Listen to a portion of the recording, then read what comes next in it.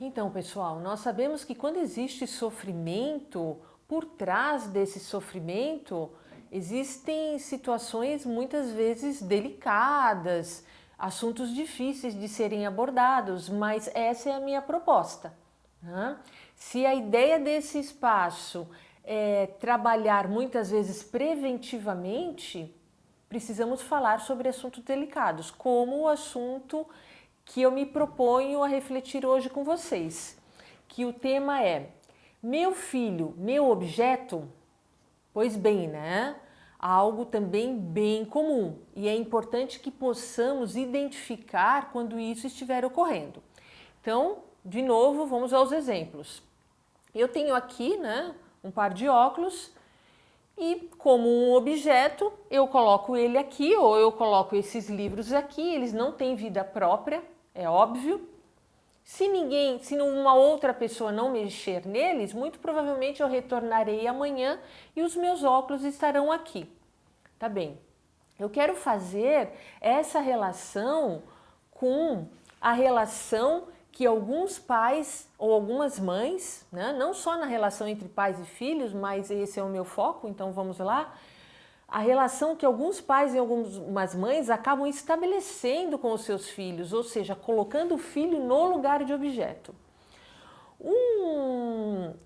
Um sinal para a gente saber quando essa pessoa está no lugar de objeto, eu não estou dizendo que isso é uma regra, eu estou dizendo que é uma possibilidade, ou seja, como o trabalho da psicanálise é um trabalho de investigação, então esse sinal nos diz que muito provavelmente alguém está no lugar de objeto. Que sinal é esse? Angústia, sofrimento. Geralmente, quando tem angústia, quando tem algum tipo de sofrimento, quando a gente investiga a relação dessas pessoas, por exemplo, relações entre pais e filhos, muito provavelmente a gente encontra esse filho no lugar de objeto. Mas o que é isso, Andréa? Por exemplo, de novo, é muito comum. E por que tantos profissionais fazem tantos alertas, pensam tanto sobre essas questões e ainda isso se mantém? É muito comum o filho nasce e os pais, alguns de uma forma mais disfarçada, outros sem a menor crítica, já dizem: o meu filho será jogador de basquete com o meu pai. Né? O meu filho será médico como o pai dele ou como o avô.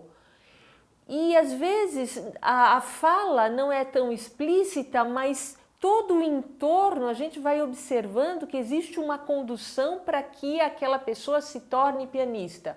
Então, desde o início, já é colocado a criança para aprender piano, ela só frequenta esse tipo de ambiente. É claro que os pais naturalmente fazem uma condução, principalmente no início da vida dos filhos, mas em algumas situações a gente vê isso muito marcado, de uma forma muito veemente, né?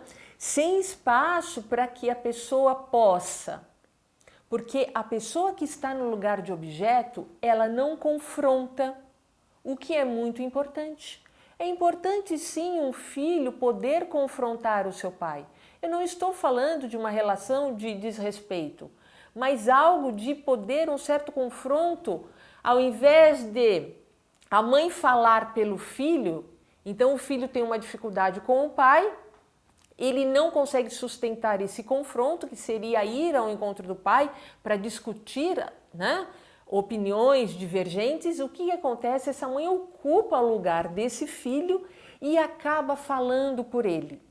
Ou seja, nesse momento ela infantiliza ainda mais, ela o fragiliza ainda mais, tira essa oportunidade do filho aprender a confrontar, a discutir, a saber que é possível ter opiniões diferentes.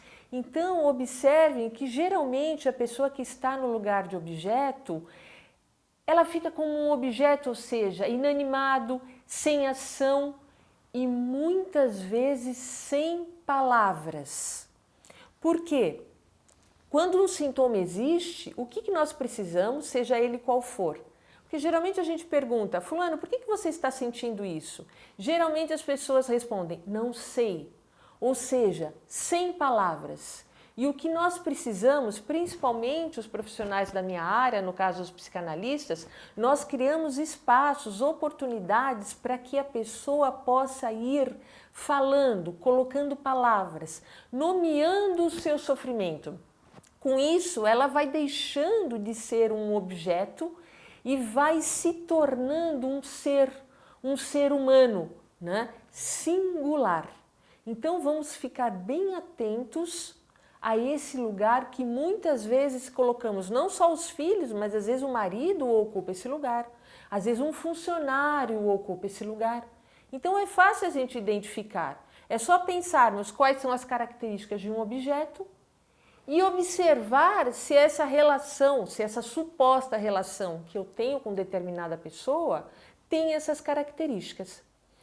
Então, se você quiser continuar, né, refletindo sobre essas questões, trazer perguntas, dê continuidade, registre lá as suas dúvidas nas redes sociais, que eu vou respondendo, eu vou dar continuidade aos seus questionamentos e também convido você para que você assista a série Fortalecendo Laços. É uma série de vídeos, né, onde os temas estão absolutamente articulados uns aos outros, tá bem? Eu sou André Alvarenga, psicanalista.